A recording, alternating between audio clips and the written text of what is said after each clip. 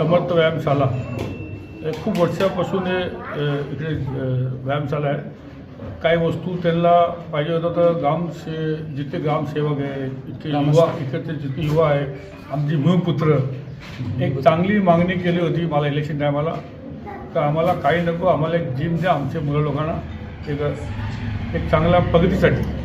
तर ती मी दिलं होतं. तो आज सर्व गावकर वतीने आज त्याचं उद्घाटन केलं आहे आणि मी बघितलं खूप चांगलं एक सुंदर जिम इकडे उद्घाटन केलं आहे.